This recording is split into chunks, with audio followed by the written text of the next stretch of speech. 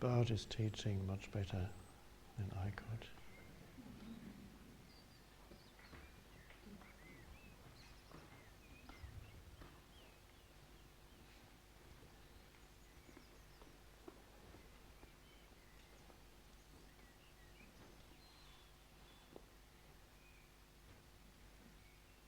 I'm sure they got it wrong when they say that St. Francis was preaching to the birds.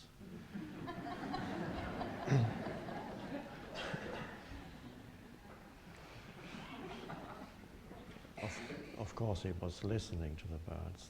They don't need preaching to.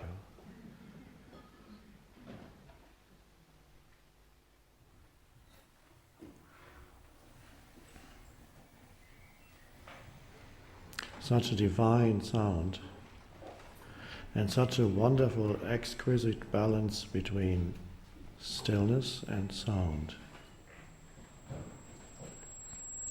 That bird knows about balance. There's always quite a long gap.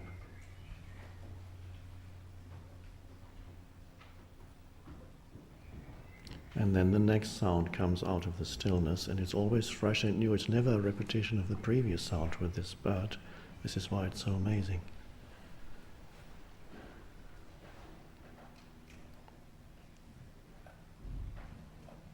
And that would be enough. If you had that around as your teacher, what else do you need?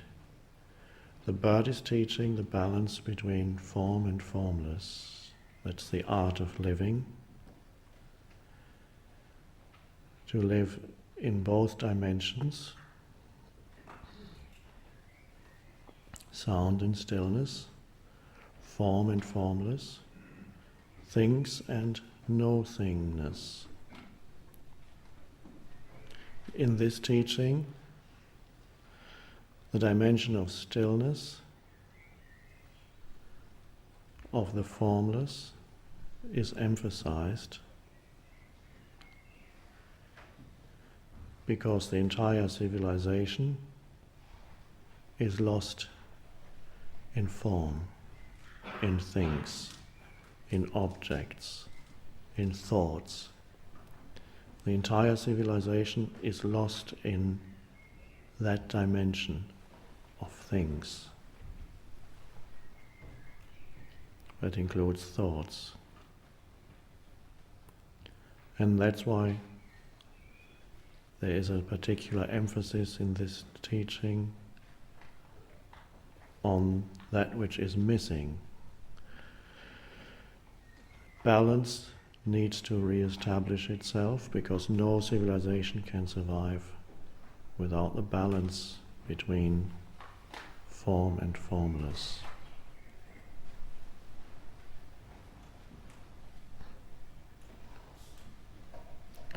Now, everybody has form already, more than enough.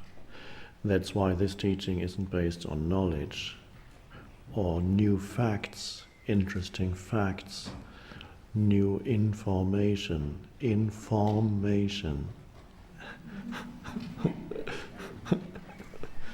And because the world is full of that. I mean, you can push any button of the many devices that you have, and you get information. And you're drowning in information.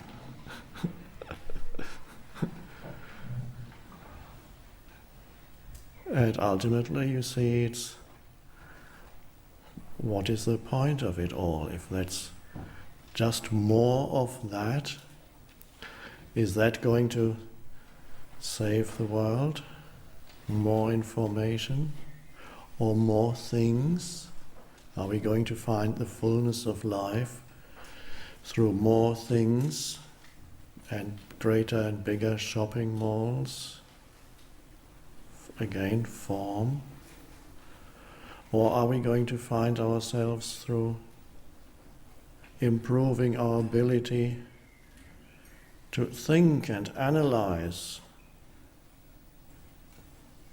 and solve problems analytically that were created by excessive thinking in the first place?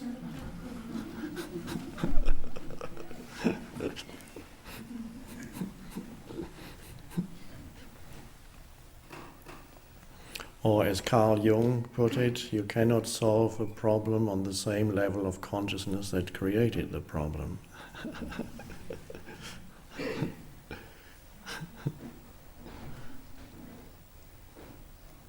And so what created the problem of our civilization is that humans lost touch with the formless dimension, which we could also call spirit, which we could call the sacred, which we could call, if that word had not been misused so much, we could call God, but we won't call it that.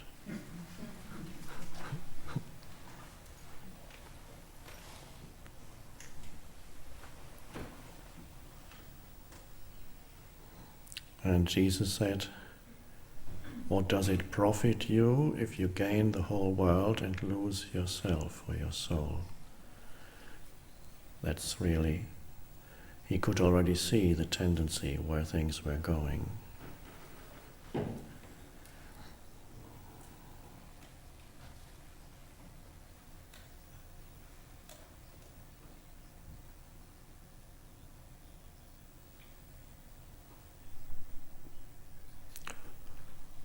And the form also includes time.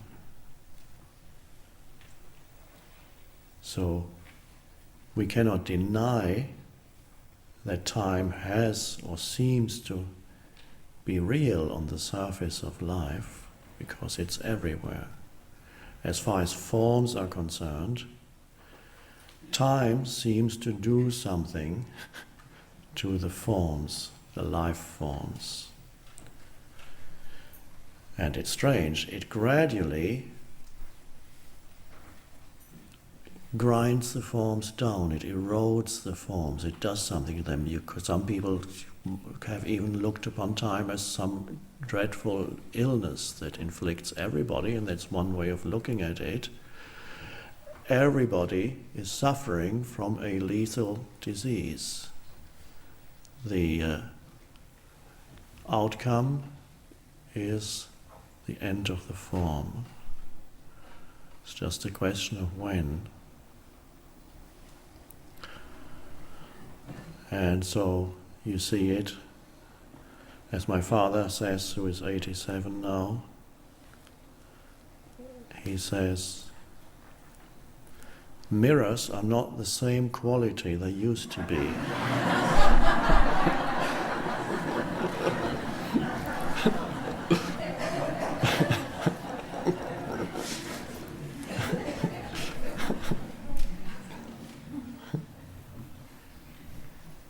So the art is to live in this world where time seems, on the one hand, to be everywhere and control everything, but where, on the other hand, time is also recognized as ultimately an illusion, because if you look more deeply, there is no time, there's only ever this moment.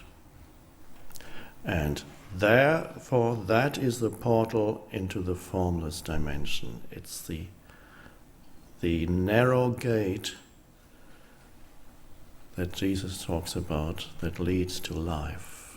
The narrow gate that leads to life. Yes, it's very narrow, it's only this.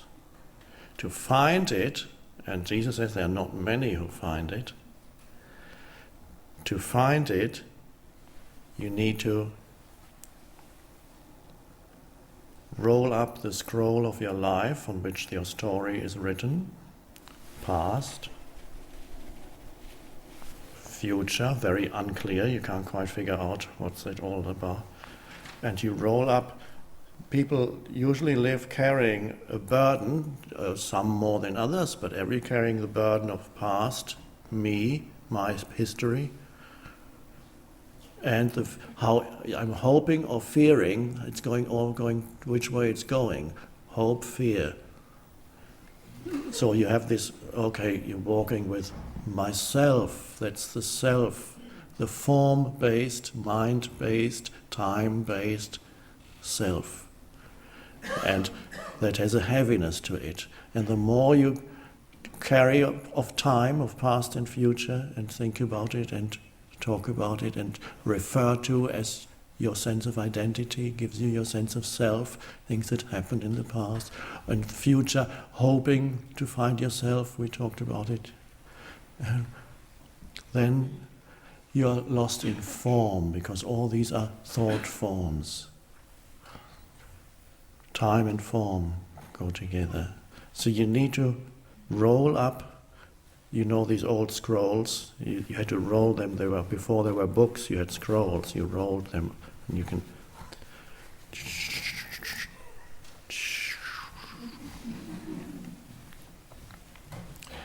There's a beautiful story of a vision that the woman who wrote the Course in Miracles, that came to her as an inner voice, before the whole dictation started, she had a vision in which she found a scroll in an old box, a very ancient scroll. And as she started to unroll the scroll, she saw symbols on the left and other symbols on the right. And she heard a voice saying, if you read what's on the left, you know the past. And if you read what is on the right, you'll know the future.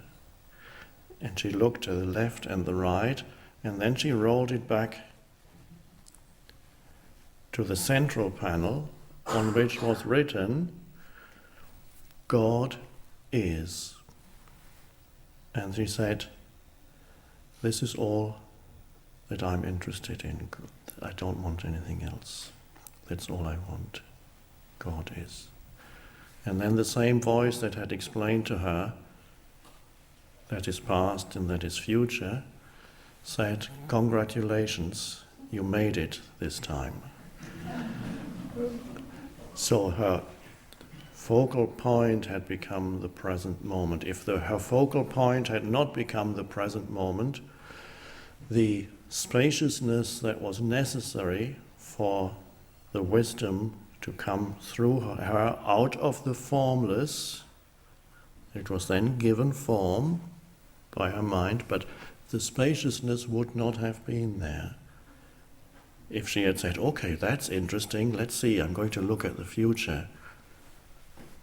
And then years later she would still be looking at the, oh wow. And the past is interesting too. And God is the isness of now. Just that. And this is, you can use that as an image for your own life. As much as possible, be interested in this. And that is what we called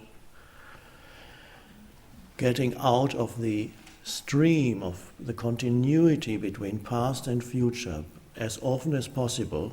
Break that, make space, as if you had a veil, and you say, this is the veil of my life, in which things are written, this is the fabric, and then you go in there and separate it. Oh. And then you put your head through into another dimension, the way you see it in some of these films of magic. And that is, the awakening into now. And as we are transitional humans at this evolutionary stage for humanity. Many humans alive now are transitional beings. They are dysfunctional as their manifestations of the old consciousness. They are becoming more and more dysfunctional because the old consciousness that is totally identified with mind, form and time, that's been running human history for thousands of years, is reaching the end of its lifespan. It cannot survive much longer. And so every human being carries the old also still inside. And many humans, and certainly those present here and many others, are transitional beings in the sense that the old still has a momentum within them as the new is arising. I call it new because ultimately it's timeless, it's not new, there's no time at all, but it's, let's say, as I saw the name of one second-hand shop was called New to You.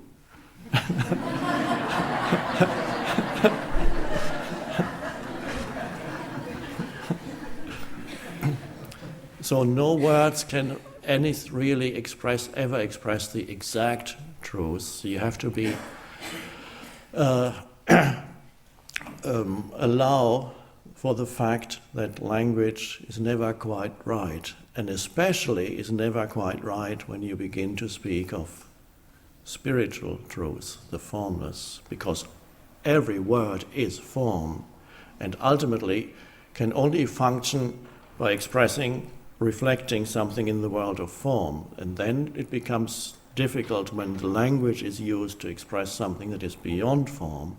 And that's why Jesus used parables, and he never said, this is the kingdom of heaven. He said, the kingdom of heaven is like, or it's a little bit like that, or like that.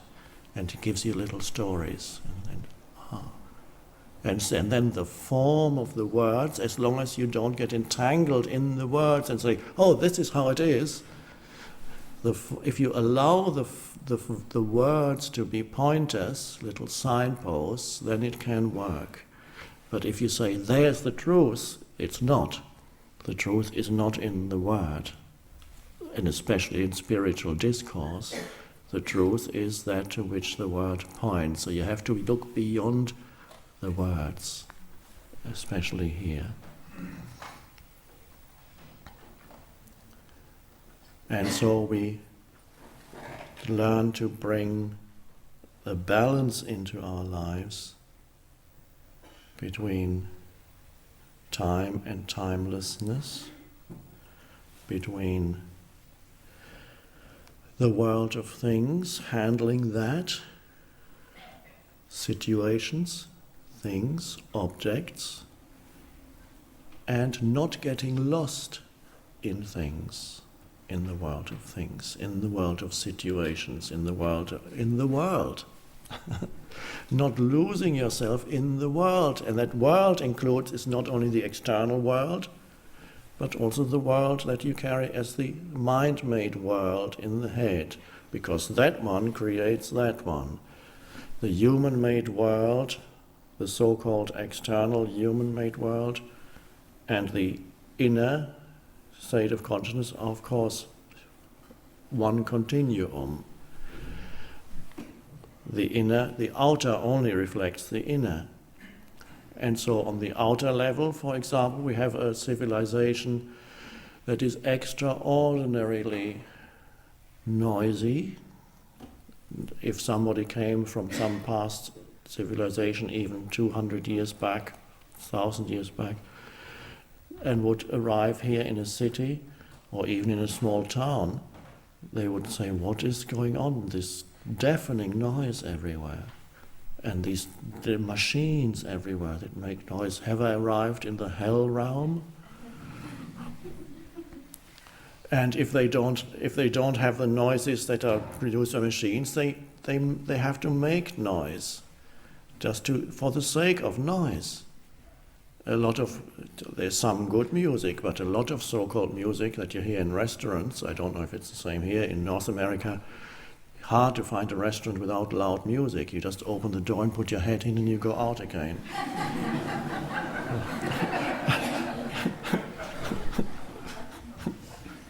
And a lot of that is for the sake of making noise. It's called music. There are some exceptions, of course. Some music can have a divine function too. In some rare cases it still has. Music that comes out of the stillness. That when you listen to music that came out of the stillness, whoever created it or whoever is playing it or singing it, it comes out of that state of consciousness, and then it assumes a form. and yet the form is fresh and new. It's come out of that, and the stillness still clings to it, has a fragrance, it still emanates that, even if it's sound. And that's the beauty of all art, true art. It reflects still that state of consciousness out of which it comes. And then you have a lot of pseudo art in this world where clever minds are trying to be even more clever and think, let's think of something new. What can we do here? Maybe we could put that here, or that could go there. That would look clever. And then, okay, oh no, let's do. And then you get, they call it art, but it's not, it lacks something. It's totally trapped in form. There's only manipulating old forms. Nothing new has come in. And nothing that can lead you back to the formless, which is the original reason for all art, is the sacred, to be a portal, an access point for the sacred, so that when you see it or experience it, you experience yourself. In it, you see yourself reflected, the formless reflected, shining through the form. That is why it is true art.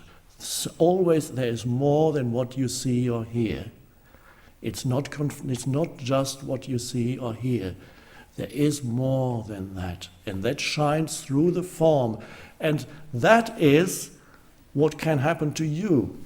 What is happening to you, ultimately it's not everybody's purpose to create works of art. A few humans do that.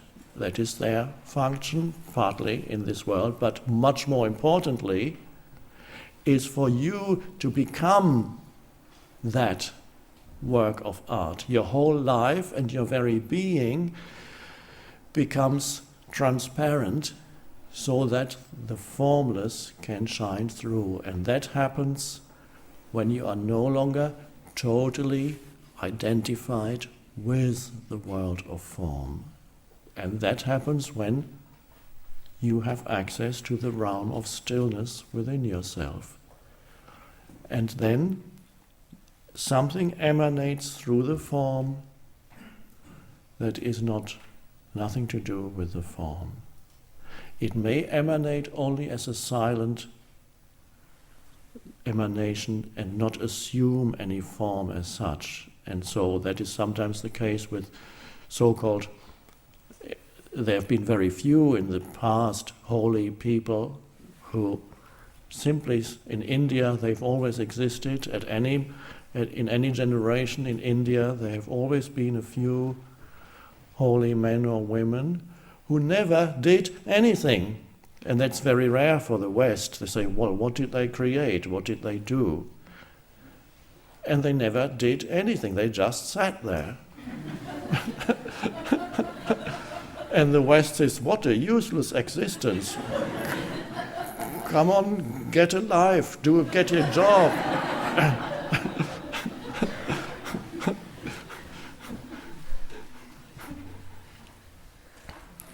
And some even, because people, when you're trapped in form, you misperceive it completely, because all you see there is a useless form sitting, and you say they are parasites on society.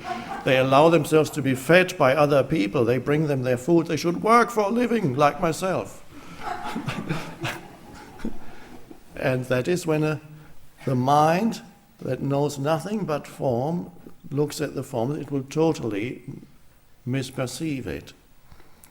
And so that's the beauty that in India they've always recognized that, because they haven't completely lost touch. In fact, they may have gone at some point too far in the opposite direction, so that they lost interest in form because they went into being more. Now the India is becoming Western. The more you read about India, you more see they're all into computers these days and cell phones.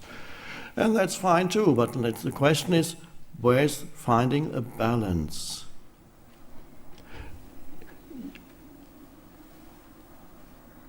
I was totally lost in, like most people, completely lost in form, and then a shift happened, and I lost the balance, and I became completely lost in the formless. We can't really be lost in the formless, it's just a way of putting it, because the formless is essentially who you are, and yet, from a normal perspective, it looked as if I had lost it.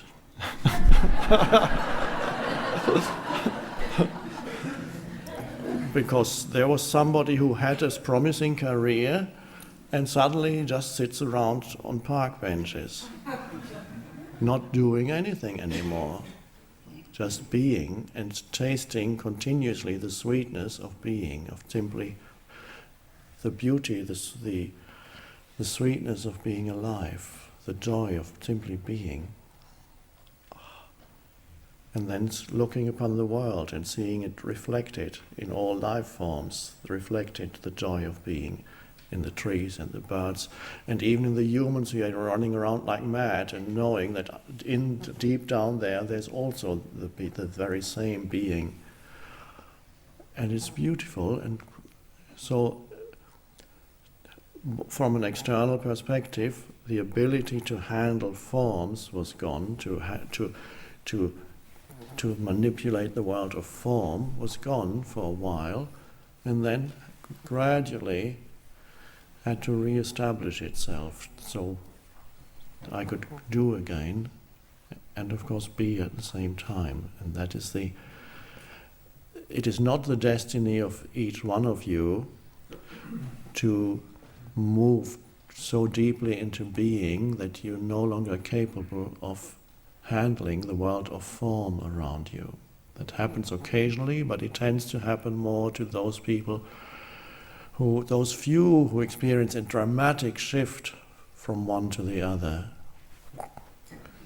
And then for a while they're gone. There's of course the beautiful sutra of Buddha, Gate, Gate, gone, gone, gone to the farthest shore. And yet, it seems it is our destiny here, while we are still in form, to balance form and formless here. And that's why we are here. And for most of you, the transition to a new, and what is the new state of consciousness that's arising? It is the state that is balanced. The two dimensions, the manifested and the unmanifested, balanced in a human being. And that is such a radical transformation that when a certain number of humans live in that way, so they become what before was a work of art, you become the work of art. You become that which is transparent to the formless, the divine, that shines. And then that will change the entire world. The way what you experience as the human-made world will be changed completely. It is not necessary to speculate now, what is the world going to look like when enough humans live in the new consciousness? That's not important now. The important thing is for us to enter that new state. And then what that does to your story, who knows? How that changes the story, the way in which your life unfolds in time, what you do out here, how that affects where you live, what you do, and so on. You cannot predict, nor do you need to predict that.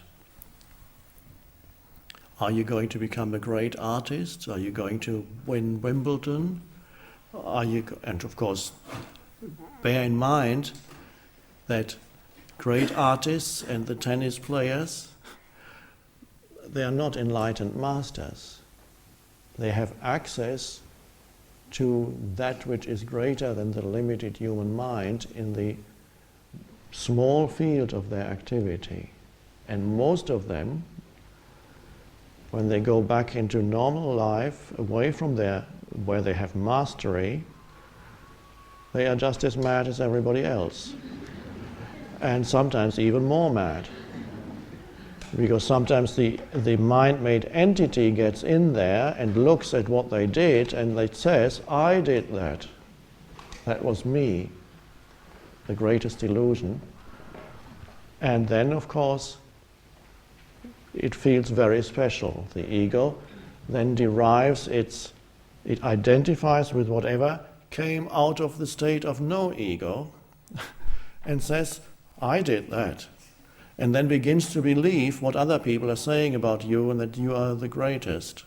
Because they project their images of specialness onto you. And then, oh, the great pop star, whatever. and the great pop stars also, they have when they compose their songs, or some of them, where there's even a glimpse of aliveness and freshness. Yes, there's something there. And then the personality, the person comes back the moment they step back from the act of creation or the performance. They step back and there's the old personality, and sometimes it's a dreadful burden for some ability that comes from the non-personal realm to be integrated into the personal, and they just can't do it. It's totally misperceived, just as the world misperceives it, and then they believe themselves to be very special. And there comes a huge conflict between power that comes out of the formless and the limited person that misinterprets it and claims something out of that. And the magic that comes from the formless realm into your life is what, when you look at our civilization, it seems to be gone completely, because a civilization is almost totally not sacred, it is profane, it is a dreary, burdensome structure that humans have created. When you look at the mainstream civilization, and so many humans, no matter what country you go to, they seem to be tired. They are weary. There's a weariness that they carry, and the civilization is grinding them down. Another day of dreary activity, of pointless running around. And even those who are still running around, they know deep down it's pointless. What is the point? And you ask the big executives in companies, where are you going? Why are you running around like mad? And they can't give you an answer except that, well, we are expanding. The organization is expanding. We are swallowing up other organizations. And that's our reason for being, is to grow, to get bigger. It's to accumulate more.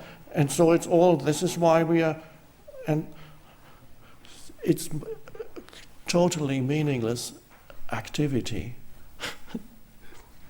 And so there are many reasons why the entire civilization is reaching a point of collapse. And one is that the humans who are still sustaining it, they can't carry the burden of their self-created structures anymore. The over-complicated world, absurd complexity for the sake of complexity that they have created, and they cannot carry their own burden of their own creation anymore. Mind created, just a reflection of their state of consciousness, in which there is no gap in the stream of one form after another, one thought after another. The voice in the head that never stops speaking becomes a civilization that is obsessed with form, that is obsessed with things, and therefore knows nothing of that which you could say is the most important dimension of human existence, the sacred, the stillness, the formless, the divine, all these have become meaningless in our civilization. And yet, many humans are beginning to realize what's happening. And so there is in many a search for something else. And that number of humans is growing every day. And that's the beauty of it. So, each one of us here is part of the transformation of consciousness that's happening on the planet. It's not going to happen, it is happening. If it were not happening, you could not even sit here. It would be intolerable to sit here. And yet, there may be something in you, that's the old consciousness, that doesn't want to be here. You may occasionally feel that arises.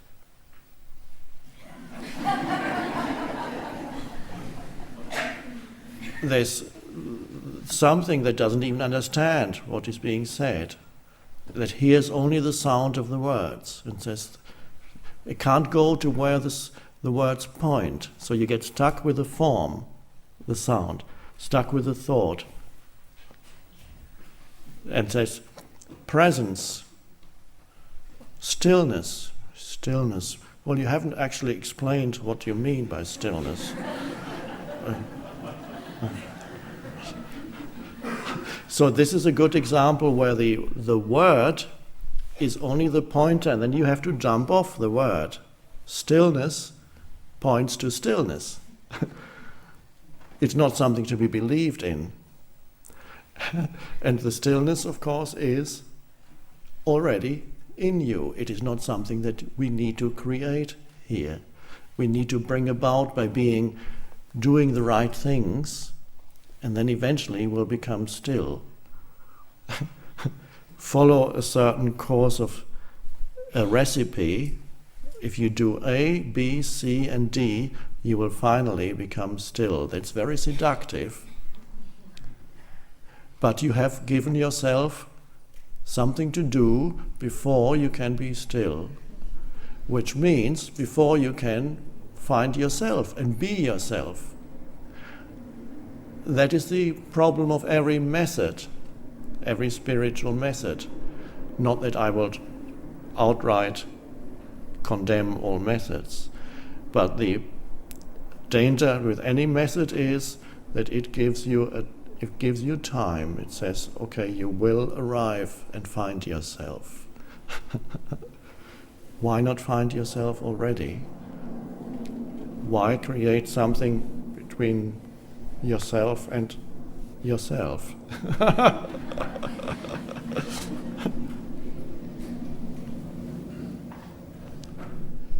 So the stillness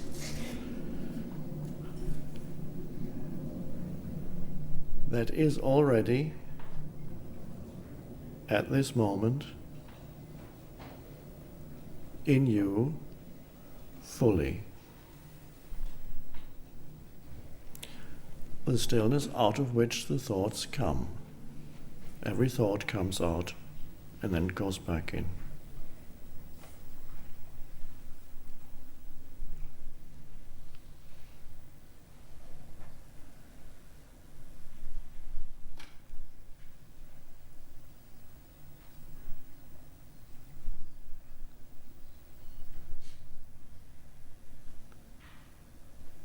Sense perceptions get you a little closer to it. When you perceive,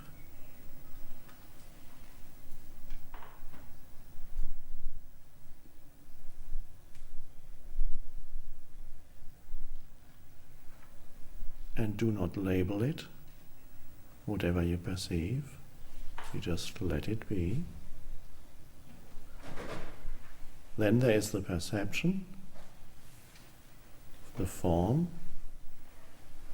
and there is one could almost say that this is a limited analogy. No analogies are that great, but You could say there's the canvas on which the perception is painted. There's a background of spacious stillness. That's yourself. That's the consciousness that you are, formless, not the conditioned consciousness that is the forms in your mind, thoughts. They are there too. But simply being able to sense that which underlies whatever you perceive or think or feel. Gurdjieff put it in the Russian teacher who lived at the beginning of the 20th century, put it like he called it self-remembrance. And of course that can be misinterpreted as if you had to think about, okay, let me remember who I am. My name is such and such. No. He meant to remember, not even to remember, words are never right. To know the knower, to know who knows this, who in a dream, let's say you dream, and then you wake up and say it was only a dream, it was unreal. Of course it wasn't totally unreal because something within the forms that arose in the dream must have been there to enable these forms to exist. There must have been a consciousness in which this dream unfolded. And so, in other words, there must have been a dreamer of the dream as the consciousness in which it happened. And that is the timeless and formless dimension without which forms would not exist. And so our normal existence is very much like a dream, because just like a dream, everything dissolves fairly quickly. Every situation, everything is, and even the seemingly solid reality that surrounds us is not really that solid. First of all, there's nothing solid, it just appears solid, it's just energy fields in motion, and they're not going to remain in that form for very long. If you could look more deeply, you could see everything is already dissolving. It's a temporary, it comes into form and dissolves. The bodies that are sitting here are already dissolving. Even this table, it looks, if we look in 200 years, it'll still look more or less the same. But if we could speed up on camera what happens to this room over a period of 3,000 years, which is very little on a global scale, then you would see that even all seemingly solid objects are crumbling, and within 1 minute you would see everything becoming dust and then disappearing. And it would be a shocking and liberating thing to watch a film like that shows you what is actually happening to the seemingly solid world around you. And deep down, it's a liberating thing when you see how short-lived every form is. Because what is it in you that sees that? The short-lived nature of all forms, and you witness that. That is the aware presence. From the stillness, you see that. And actually you become more still the more you see how short-lived every form is, and you don't run away from that fact. Just stay with. Let's see how important it is to face death in your life, which is everywhere, which is what our civilization is trying to hide continuously. There's no death. Don't never look at a dead body, because this just isn't done. So there are people who have never seen a dead body, and you certainly, if it's not a close relative, you would not be able to see a dead body, because the civilization needs to hide death, because it's the most threatening thing to somebody who is totally identified with the world of form. Death is the most dreadful thing, and you must not think about it or talk about it. And so, whenever you are faced with death, there is, and even just watching it. And when the table dissolves, that's death too. If you saw it over a period of 3,000 years and saw it crumbling, within a minute, the entire room and everything in it goes, oh.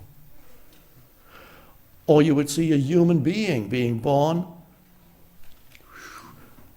Somebody showed me a clip, apparently it was from an ad from some country. It takes 1 minute.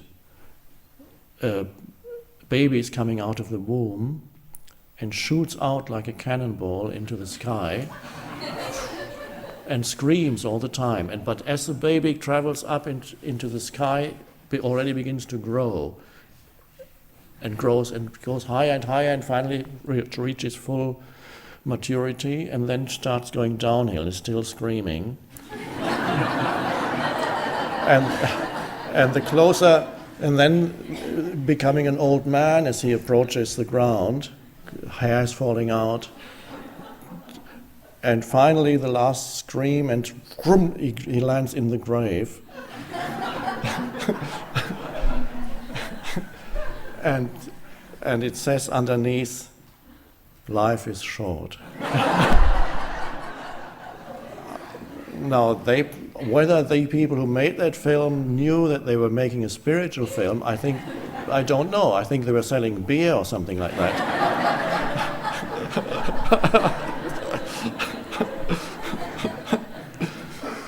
But that is deeply spiritual when you see how quickly everything dissolves and you don't run away from that fact. And that again, what I mentioned yesterday, the Old Testament prophet who said, vanity of vanities, all is vanity. To see that is liberating. Because now if everything were permanent, it's the same as saying if the entire world were blue, there would be no blue, because you couldn't differentiate it. The color blue wouldn't exist. Now, if everything were impermanent, you wouldn't even know it, because you only know it if there's something that's different. So I just give you this to consider and not to think about, to consider. There's something in you that recognizes the impermanent nature of all life forms. And that is the formless. And the more you realize the impermanence of all forms, the more you are aware of the formless in yourself. But you and the formless are ultimately one. So when you say you are aware of the formless, we're already making a little mistake that's created by language. What it really is that you are more fully yourself. You are more aware of yourself, not as two, but as one. You become more self-aware. Awareness becomes aware of itself. And there was a question here written by somebody who probably doesn't like public speaking, just this. Later we may have some more questions. In the now, sometimes I'm aware of expanding. What is this? It seems to be awareness itself. If I am aware of awareness, duality, which am I? Good question. I am aware, this is what it seems like when we talk about it. But that's not how it is. It's only when we put it into language, we formulate a sentence which has a subject and an object. But really, when you become aware of awareness, which really is the secret to a balanced human life, to become aware of awareness and then also the forms. But what does that mean? Who is becoming aware of awareness? The language that we use here creates the illusion of duality. So it would be much better if we rephrase that and we say, the awareness that I am becomes aware of itself. No duality. The awareness that is the essence of who I am becomes aware of itself. And that is a miraculous, beautiful, incredible thing. What traditionally has been called self-realization. Becoming aware, awareness becoming aware of itself. As simple stillness. But every word reduces it again to something that is far greater. And of course there's a sense of expansion because you're no longer trapped, as the questioner mentions, expanding. You're no longer trapped. Your consciousness is no longer trapped in the form. That's the incarnation. The incarnation of consciousness into form and the realization of consciousness as the formless. And so some spiritual traditions speak of reincarnating many times. And you say you reincarnate again and again until you wake up, until you realize who you are beyond form. And that is true.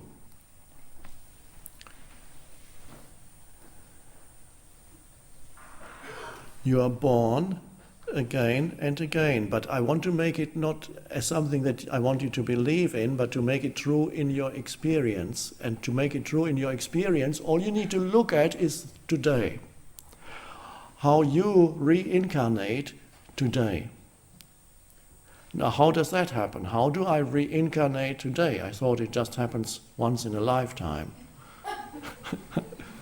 You know the sticker that the born-again Christians have on their cars? It says, born-again Christians. And the Buddhists have on their car, born again and again and again.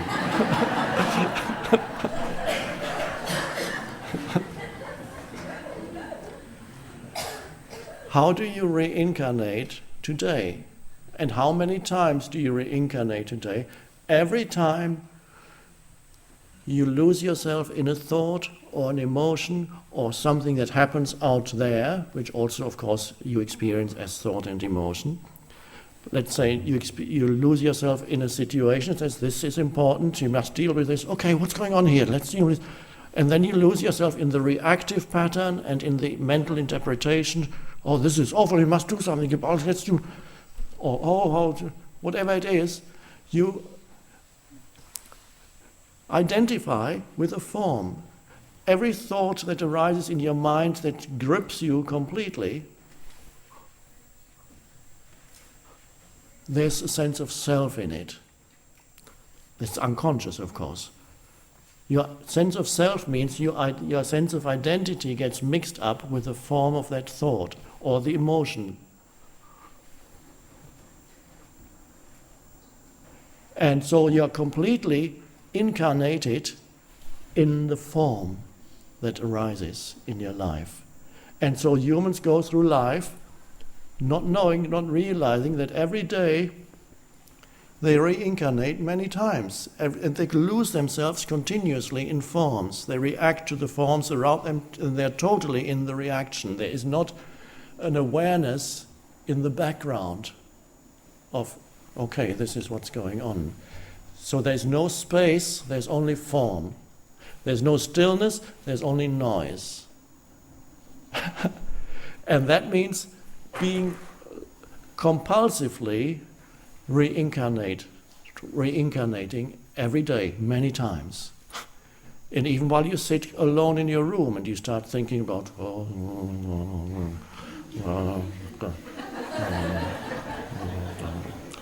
if you were talking out aloud, the voice in your head that you identify with, everybody would recognize it as insane. But But then on the other hand, I don't know, then what if I do that, then you go, no. But I wonder what happens if I go,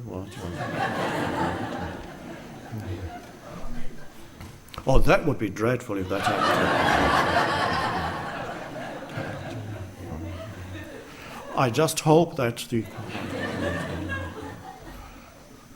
Oh no, I hadn't thought of that before. And you reincarnate continuously into some new thought form. And so, of course, that's why Buddhists talk about coming to the end of reincarnation simply means not losing yourself in form again and again and again. And it doesn't mean you reject all forms. Some spiritual traditions go a little bit far in their attempt to find the formless dimension. They say, don't even look at anything beautiful because it's not going to be around for very long. It's all dissolving already. Don't even look at the flower. Certainly don't, they tell the monks, never look at a beautiful woman. You must not look. And so they go...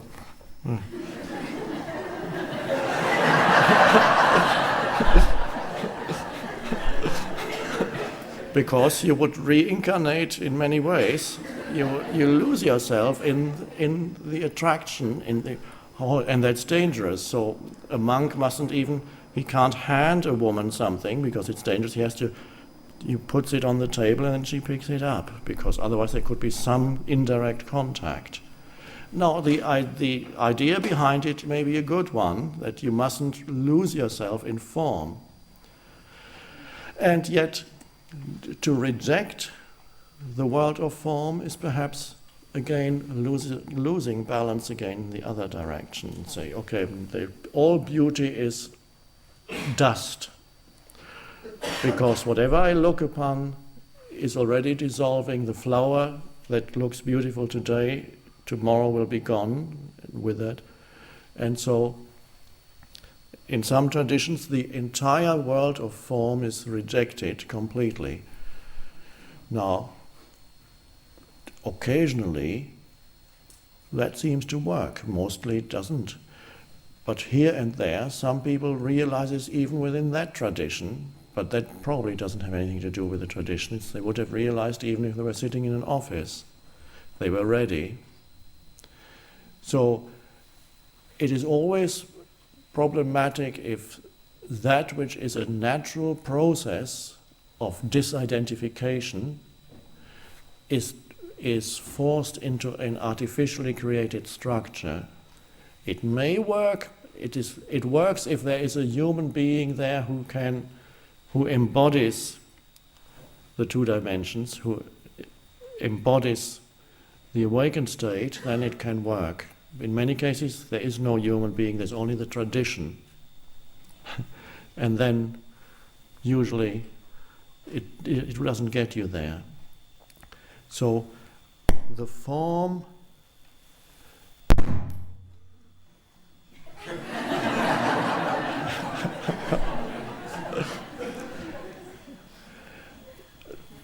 not rejecting forms outright. I work with to see that in every form something is hiding that is one with the essence of who you are. And that is not something you can think about. It is anything that you look upon and you are still enough, or listen to the bird, whatever it may be, anything that you can be with in stillness, so that you sense yourself as the still space in which that object or that being is perceived. Then you sense that essence that you sense yourself to be is also there in that being. And even in inanimate objects, even a table has being, has presence. Some people need to take acid for the first time to realize that the table is alive too. But this is not what I recommend here. All you need to be is present with it and truly be alert and still and then look. The moment you call it table, you are under the illusion that now you know what it is.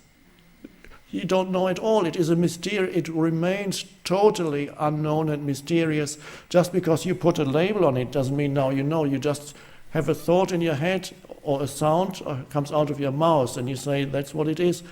And then you cannot go deeper into it because you get stuck at the label. You hit the label and there you're stuck. Oh, that's a table. Okay, what's the next thing? You never can go deeper into anything. You only hit one label after another. Okay, and therefore it's always the search. Okay, because you only hit the surface of things. You always then immediately the mind says, okay, I've done that. I know what that is. Now, where's the next thing? There's this continuous looking for the next thing because you can never stay with one thing where the depth that is in everything reveals itself to you. And that's the restlessness of our civilization that always asks, what's next, what's next? And you already see, even in relatively young children these days, that continuous need for the new stimulus. They can't sit still for a moment. They just, okay, because they are addicted to the next thing, some new mental stimulus, because they live in a civilization that is totally only on the surface of things, lacking completely in depth. So now you can bring in depth even into your perceptions of things. Perception is much closer to the unmanifested or to being than thought. Thought is far removed. It's an abstract. But for many people to become present, when they realize, oh, I'm lost. I'm lost in some problem, some world of problems. Where's the problem now? And they wake up. And the first thing they notice is sense perceptions around them. And they hadn't been aware of that at all because all their attention was in the thoughts. And suddenly they look at the floor, the hand, the table, the light. Oh. And in the looking, there's a stillness. In fact, the strange thing is, you cannot even look at anything without stillness because even the person who labels things compulsively, which is almost everybody,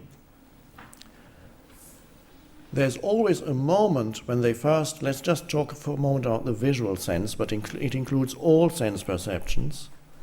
There's always a first moment when you first look at something, a tree, a flower, a table, anything. There is a 1 second or so in which there is stillness, and then the mind interprets it or labels it. But if you can catch yourself when you first look at something, there is a brief moment of non-labeling, otherwise you wouldn't even see it. And then it recedes almost, one could say, the sense perception immediately loses its sharpness and aliveness, because after 1 or 2 seconds, the mental label replaces the aliveness that was there. Dead. And then you look at the next thing, or you listen to a bird, and there's a moment of pure listening. And then after 2 seconds, the mind says something. Oh, that must be a blackbird. Or what's the name of, I can't remember, gone. Or whatever the mind says about it. So if you can catch yourself, whenever something new enters your awareness, whether it's auditory or visual, tactile, smelling, tasting even, relatively undeveloped senses for contemporary humans, there you can be there and be conscious of that first moment when there's no labeling. There's the stillness and the alertness. And if you become conscious of that, you may find that it becomes longer. You don't need to automatically label it. And so the stillness that is the background to sense perceptions becomes vaster. It's always vast, but you didn't know it. And so that is how another way in which the stillness in you expands, so to speak. Everything is so to speak about stillness. The stillness in you expands. And then more and more you move about your life, not just when you are passively perceiving, but also bringing it into activity, that state of consciousness, so to speak, that is stillness, flows into often also into what you do, so that you notice you can actually do things better if they are done in a state of still presence than if you are thinking what you want to achieve through this movement, where you want to get to in the next moment. No, you're just present with. So there's a stillness to what you perceive, and there's a stillness that flows into the action. And the action may be simple: walking across the room, opening a window, turning on the tap, feeling the water, listening to the water, looking out of the window. In the morning, you open the curtains.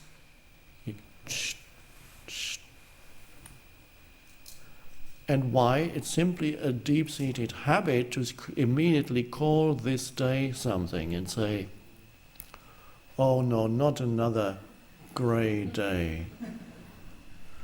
No, just let it be. And then there's immediately a depth to everything that wasn't there when you immediately put a label on it. So you stay with things a little longer, and that depth is your own depth, and the depths they are really one. The things of the world then are no longer experienced just as a surface phenomenon, but as alive, because the depth is the aliveness also in you. And so this is the shift that is happening to you, is that you bring in this so-called new consciousness into everyday situations. And you break the continuity of the story. Then intelligence comes in more and more. Also love, because the only way love can come into your life is through space, not through form. Love has no form. And again, in the egoic state, love gets entangled in form, so you think you need only this form you love, not realizing that true love is the recognition of the formless in the other, which is the recognition of yourself in the other. And that is inseparable from looking upon the other in stillness, without a form arising and saying, this is who she is or what she is. And if forms still arise in your mind, recognize it's only a thought. It's not who that human being is. And then, what beauty if you can recognize the formless in form. And first you can recognize it in natural things very easily, much more easily, because natural things are less challenging than humans. Humans were natural once, but now they have become whatever.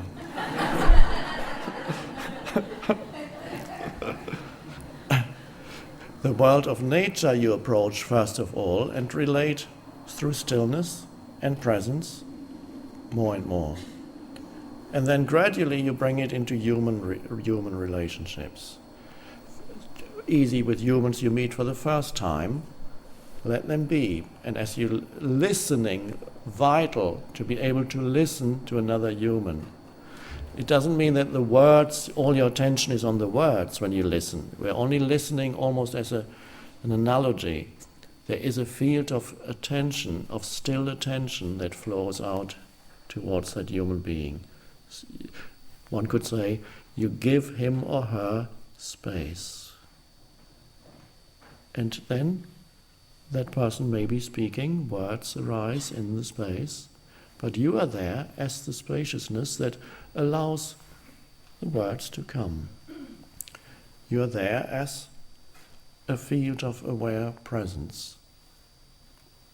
And then words may come out of your mouth suddenly, and that's very different from so-called normal human interaction that is all completely mind-dominated. To be still with another human being while you listen and sense yourself as the awareness while you listen. So some of your attention is on the words and some of your attention is, now with challenging humans, get into your body so that you can be present with your entire energy field. Every cell of the body is present as you listen. Then because humans can be very challenging. They want, because if they are dominated by mind, they want you to contribute to their mental structures, the drama, whatever it is. Their pain body may be active.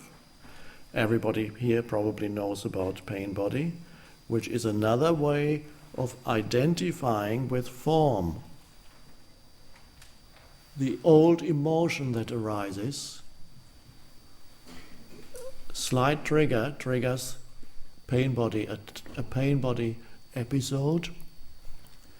Pain body being the old stored up emotion from the past, human suffering, human pain that hasn't gone away, that is partly personal and partly collective, humanity. Ultimately, in a larger sense, is all just human pain. It's not ultimately personal at all.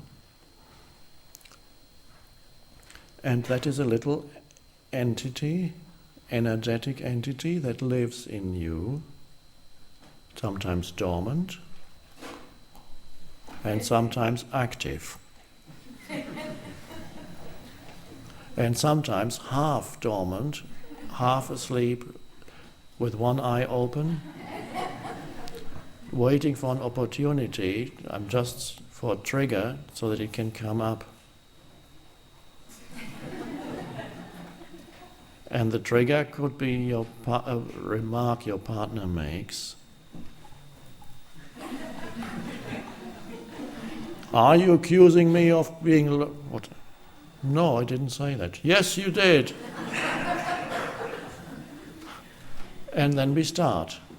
The drama, that awakens our partner's pain body, and that's supposed to happen. They feed each other. You totally reincarnate into old pain. You live it. It lives through you. Not knowing that you are going through another reincarnation. And you may be a Buddhist and having thoughts in your head that you want to arrive at the end of the cycle of reincarnations, and that's some abstract edifice in your mind, and you don't know that while you're fighting with your wife, you are reincarnating at this very moment. And then, I must get back to my meditation. I don't meditate an hour a day, I'll have to reincarnate again and again and again. While you're doing it now, So this is one of the most frequent ways in which people reincarnate, is into the old emotion that wants to feed on the experience of more pain. And it pretends to be you. You identify with it, it occupies your entire space. And you feed on the other person's reaction. And you love it. When I say you, I mean the pain body. At that moment there's a mistaking you. the pain body for who you are. That's reincarnation. And then finally it subsides. And then the next episode will be in a week's time, just like the soap operas. Or it will feed on your mind. If you have no partner, it will feed on your thinking. How dreadful my life is. What he did to me, she did to me, they did to me. The world, politicians, people, whatever the mind can think of that's a negative thought, the pain body loves it. That is the pain body is the addiction to negativity that humans carry. And it's a little entity, an energy form. And all that is required is for you to see it, to recognize it. Then you don't reincarnate into it anymore. And even if you were reincarnated, it is possible in the middle of negative thinking or in the middle of a drama with your spouse to suddenly know what's happening. That means some of your consciousness has stepped out of the form and is there as pure awareness. Before it was totally trapped in the form. And then when you suddenly see what's happening, that means what's happened there, some consciousness has stepped out of the incarnation and is there as pure consciousness watching. And there you are, the angry entities screaming, oh, look at that.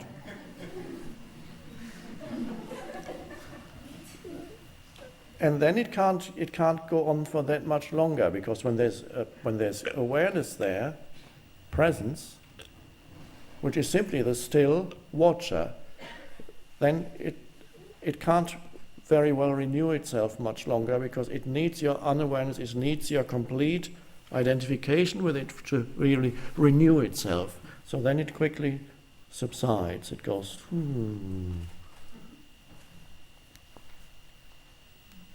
Okay. Well, that was good. At least I woke up in the middle of it. Sometimes you wake up afterwards. There it was. Too late. But it's not really too late, because at least I'm awake now.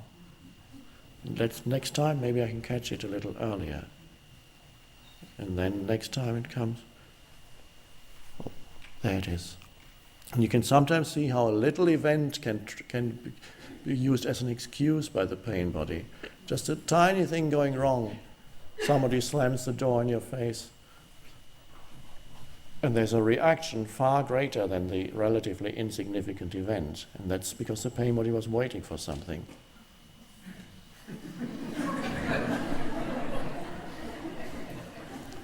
So shining the light of attention, of consciousness on it is all that's needed. Then you don't reincarnate completely into it every time and renew the old cycle. It's always the same. Always the same. If you're not present, in 30 years' time you'll still have the same episodes with your wife or husband.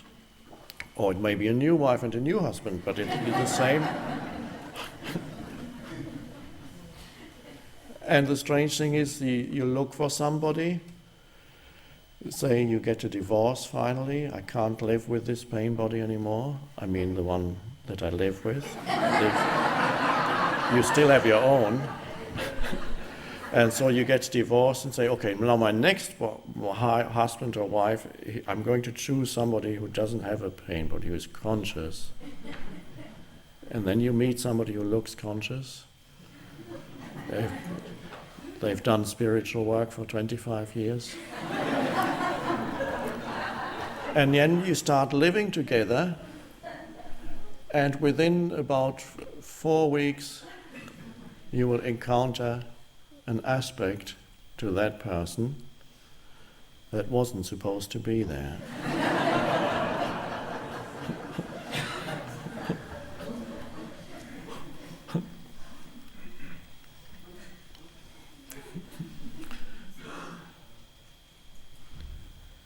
So that's the challenge of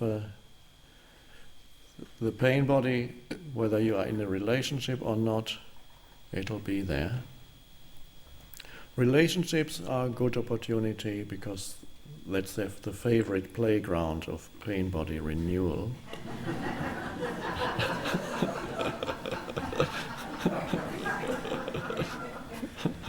But if a pain body doesn't have the relationship, it'll just use your mind. That works too.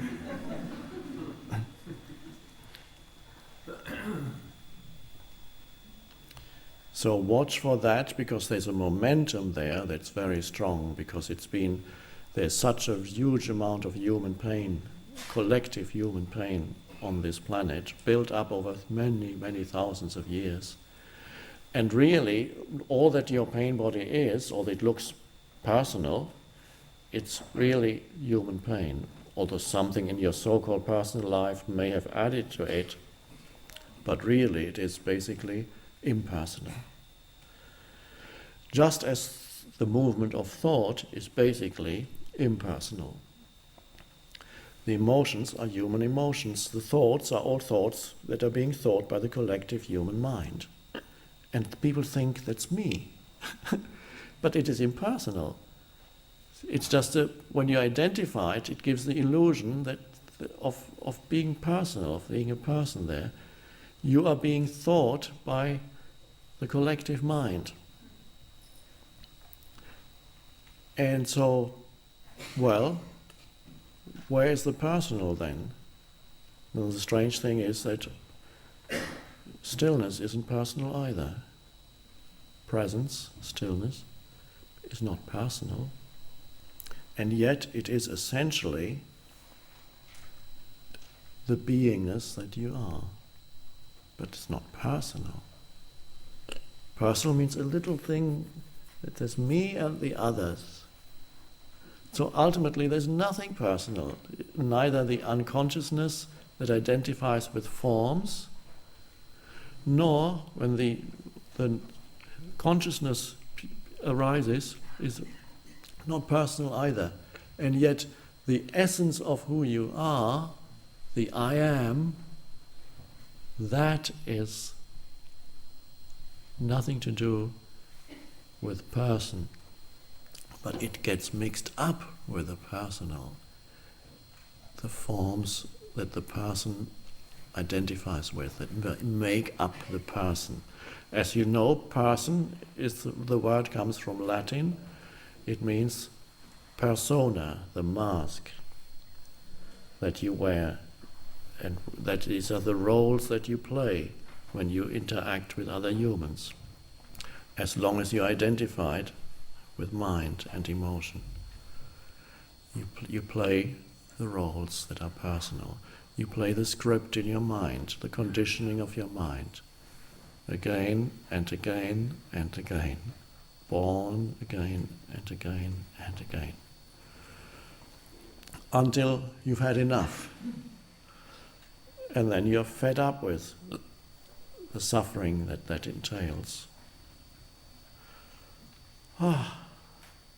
And the readiness comes to step out of that. That's the end of reincarnation.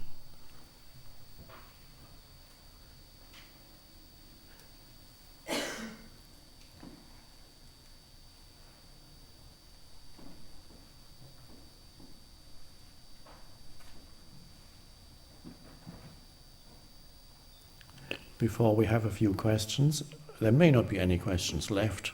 That would be good too.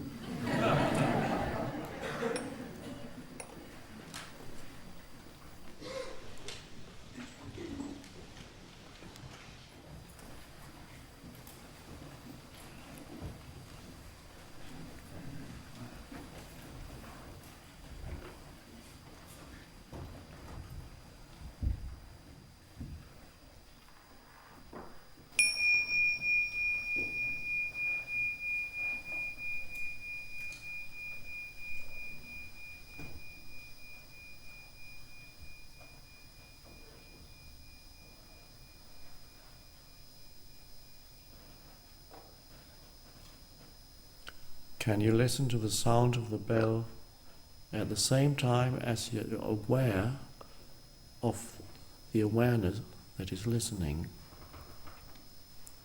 In other words, aware of yourself as the presence in which the sound happens.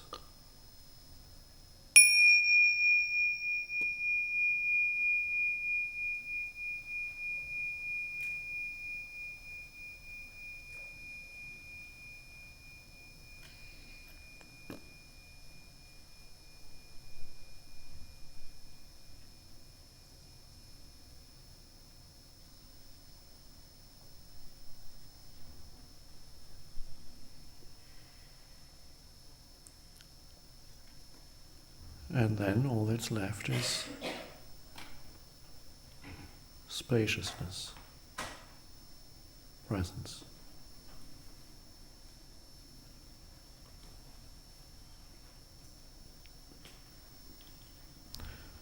Form and formless. So even while you listen to the form, which is the sound, follow the sound as it slowly dies down into formlessness. That is death too. When the sound slowly dies down, when I ring this bell again, after the Royal Air Force has gone past, follow the sound until it disappears. That means the sound dies. Death means a form is dissolving, dissolves. And then what's left is formless consciousness.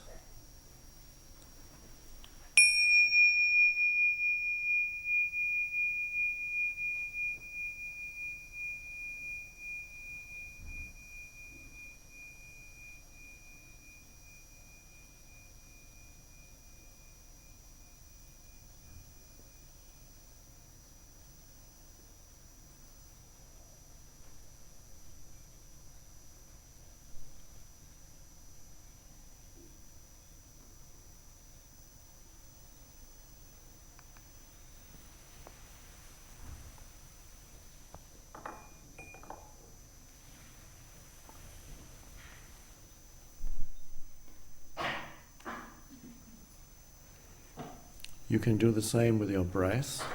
It's an old meditation method. The simplest one of the simplest, it doesn't really give you time to observe your breath. The Buddha recommended that. It's perhaps the most direct meditation method because it doesn't give you time. Unless the meditator comes in as a conceptual identity and says, I must get better at observing my breath. When you observe how your breath moves out, the end of the out-breath is also a little death.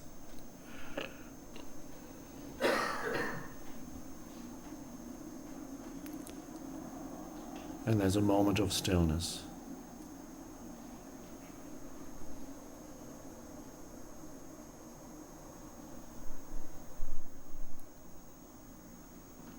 Any ending is helpful in that way, because any ending is the ending of any form, and it's always some kind of death. When you accept it fully, it's an opening into the formless. Even the ending of our little retreat can be like that, because that too is a form, and you could say, oh, what a pity, this form is dissolving, and you want to hang on to the form, a recipe for unhappiness, not realizing that the very reason why this gathering is meaningful is that it takes you beyond form. So the more you welcome all the endings in your life, goodbye, form is going, the more the formless is there in your life. The egoic entity works the opposite way. It hates, it wants to think through, oh no, I want to keep this, but it's going, gone. Everything.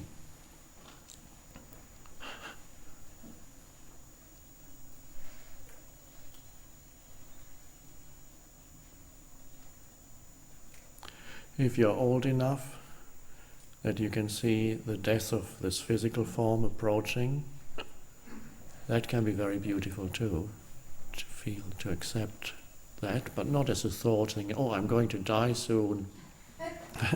No, let it push you into being present. Just that.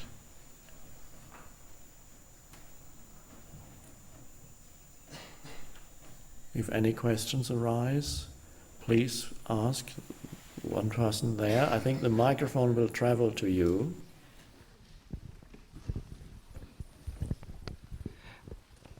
You use a lot of humor a lot of laughter in your presentation, and there appears to be a lot of laughter in you.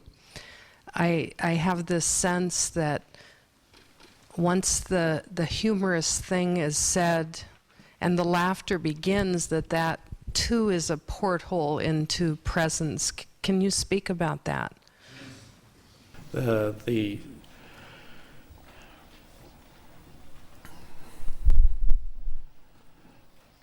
The humor arises spontaneously when you look at, really, whenever this humor arises, we are looking at the world of form and see that the normal existence, which is the identification with form, is a form of madness. And when you see it in your own life, the seeing is free. In that moment of freedom from that old conditioned form, there is the spontaneous relaxation, and that produces the laughter. So it's enormously liberating. The more you laugh at the world of form, not in a malicious way, but in a free way, to see the forms do not, they pretend, all the forms pretend that they are deadly serious. The world wants to be taken really, every situation says, I'm so serious.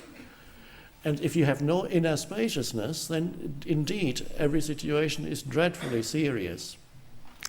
And so the absolute seriousness of the world of form disappears when you are rooted in the formless, and that means laughter arises more frequently, even in relatively unlikely situations, and it does not mean that you have no empathy or compassion. It's sometimes when I used to see people individually, they would come to me, and usually they begin by telling their story. At that time I just let them, that's okay, tell me the story. And sometimes while they were telling, and sometimes it was a very unhappy story, very unhappy. And sometimes while I was listening, there was a smile on my face, and I don't know how it got there. And sometimes the people who were telling suddenly stopped and said, "What are you smiling about? Are you laughing at me?" No, and then I found it hard to explain. There was a time when I didn't have really many words to explain. So I found it hard to explain why the smile was there, not smiling at anything they said, smiling because I recognized, both within myself and within them, underneath the story, I recognized the dimension in which that story is relatively meaningless. I recognized that underneath the story you are absolutely fine. I recognize the dimension in you where you was never touched by the unhappy story, who you are. And because I recognized that, the smile came. And so, but quite a few times people got angry because they thought I was smiling at their story or at them. It wasn't taken all that seriously anymore. Just as my own story lost its seriousness. It continued in some way, playing itself out, but it wasn't serious business anymore. It doesn't mean that you don't honor the world of form. It doesn't mean that you have become callous towards things. No, not at all. There is, you still here, as this form identity, you still carry a form also, so you can empathize with the suffering that arises in anyone who is totally identified with form. And yet that is one aspect of compassion, that you know full well what it means to be trapped in form is suffering. And I've been through it, I know the suffering. So there's the empathy on the level of form of suffering, but there's also the recognition of that which is already beyond suffering. In me, in you, it's one. And there come the two aspects of compassion. On the one hand, we share being trapped in this form, seemingly. On the other hand, we also share the timeless and formless dimension of existence, where we are already free, and you bring the two together, and that's true compassion. Because true compassion doesn't just mean you weep with it. When the other person weeps, you weep also. You may weep, but underneath the weeping, there's joy. The joy that knows of the formless, that knows that you are in your essence indestructible. Not as an abstract idea, but as a feeling realization, so to speak. So humor is a wonderful thing, and I'm sure that Jesus and other teachers had a lot of humor too. All the teachers did, and just the disciples later on said, "Oh, we mustn't put that joke in. That doesn't that doesn't look serious enough." Beware of any spiritual teacher who is deadly serious,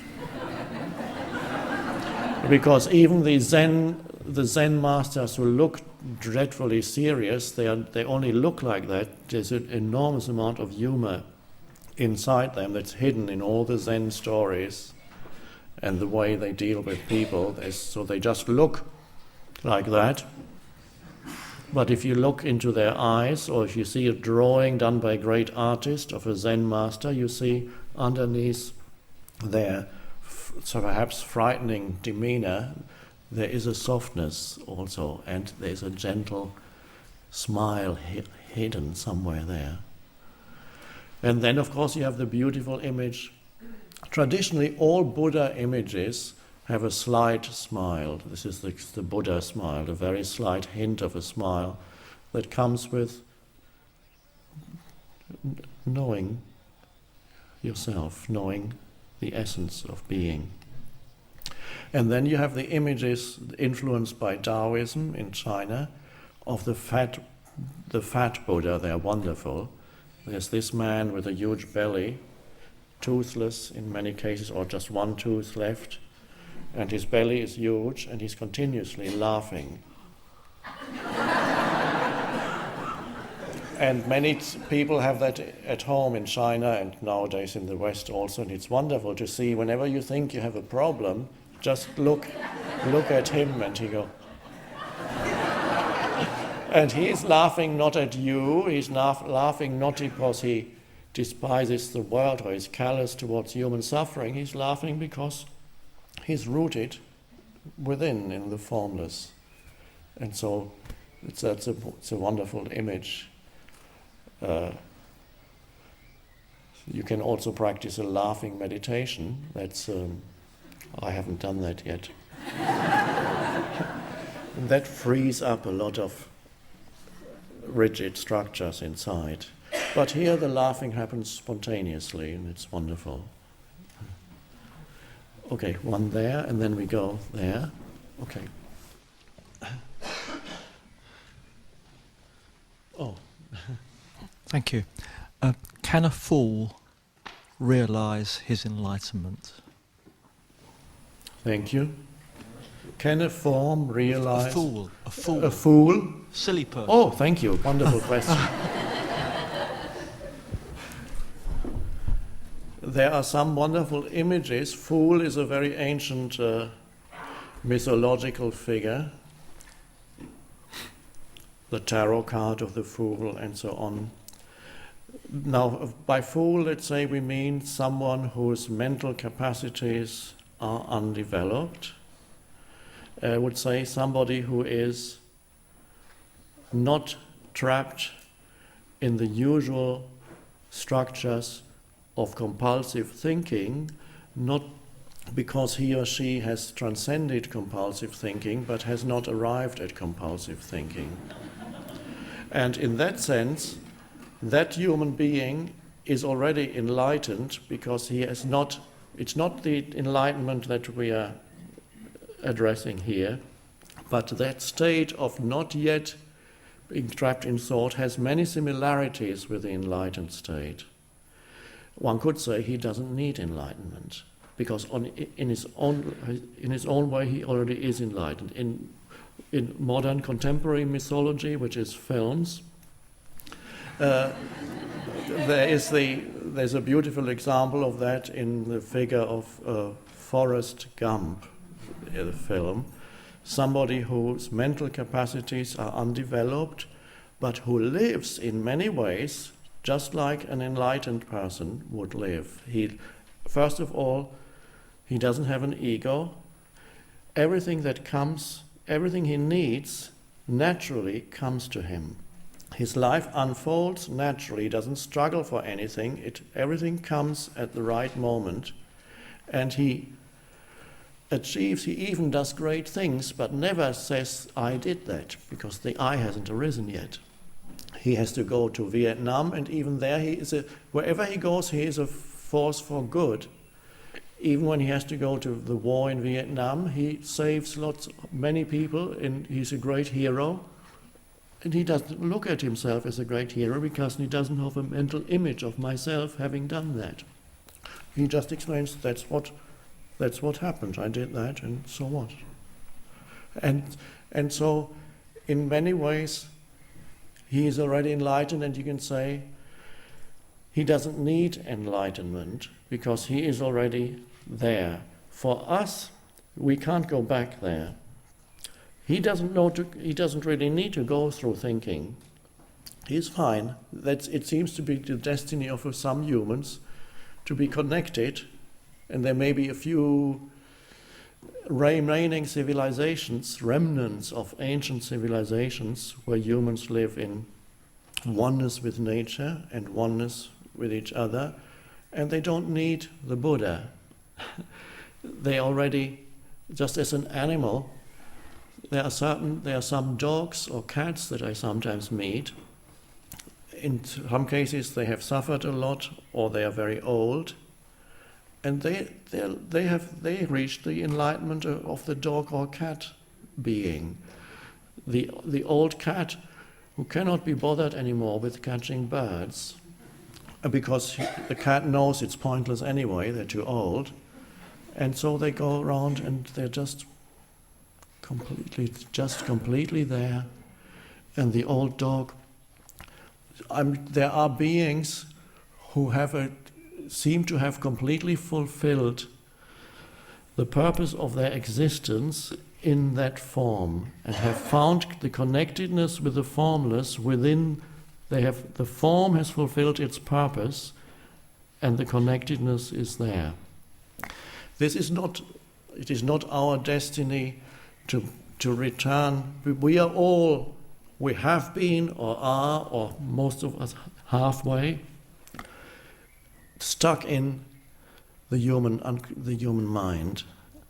So there's no way of going back. We cannot become fools again. And yet, when you go beyond thinking,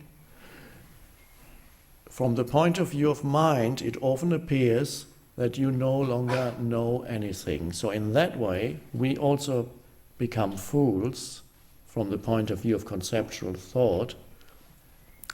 And there are many similarities with the way that an enlightened person lives who has transcended thought, means is no longer trapped in thinking, to somebody who has not yet gone through the evolutionary stage of being trapped in thinking.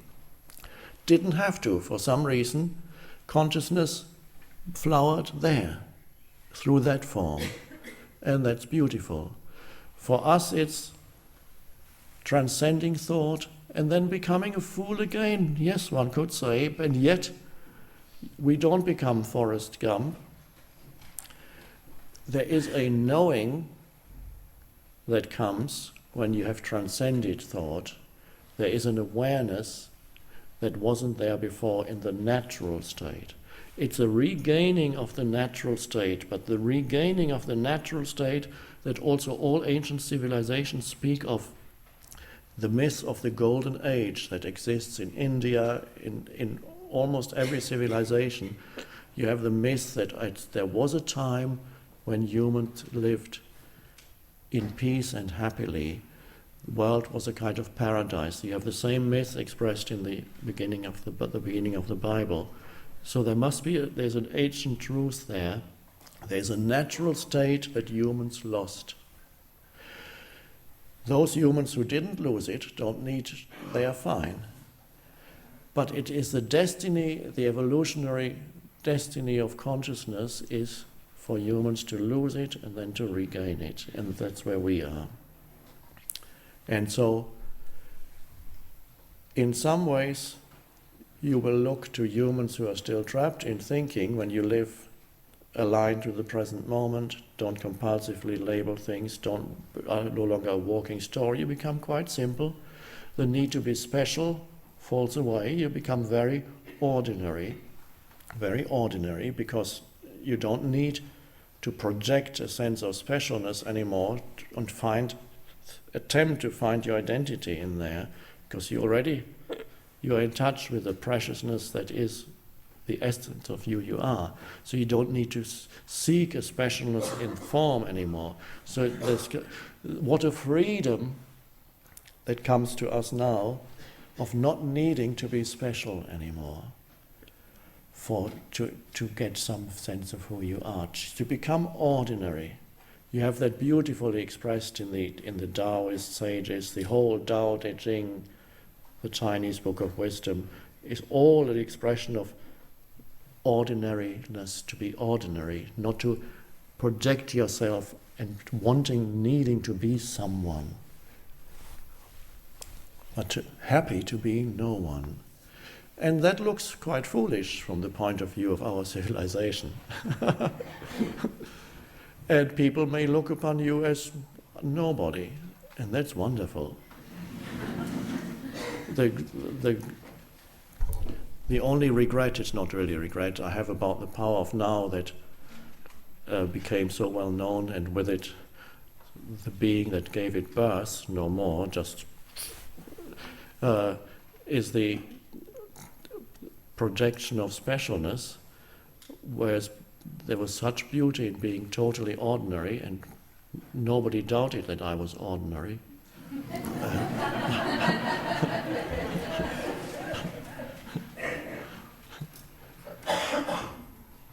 Well, a few people said, "Oh, you must go and see him. He's so ordinary."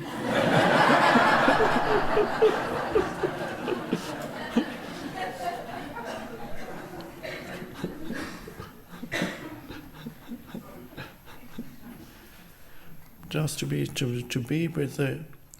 to live with the present moment, see nothing could be more ordinary than just to live aligned with whatever is here now. That's all you ever have to do. It's pretty ordinary. Just this. The famous Zen saying, chopping wood, carrying water. It's expressed in that. It's a very profound Zen saying. This is meant to encapsulate the whole of Zen existence. Chopping wood, carrying water. Two of the most ordinary activities at that time when people did that. In our case, it will be something else. Most people, don't chop wood. Well, perhaps some people still do. It is beautiful to be just that. Whatever you happen to be doing at this moment, there's no more than this moment, chopping wood. Carrying water. Just that. Peace. Aliveness. No interference of mind that says, how many more weeks or years do I have to chop this wood?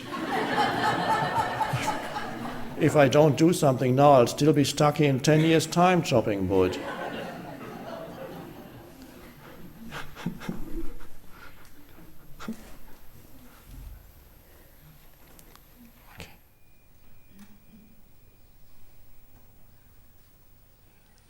The illusion of time is back here, but only on the external, not in here. On the external level, the clock keeps ticking, tick, tick, or whatever modern clocks do.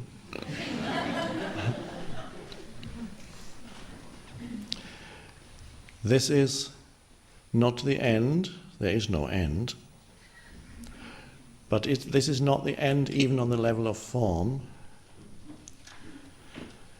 After our little break, I will meet with you again here in about 30 so-called minutes. And we will sit together just in silence for a little while.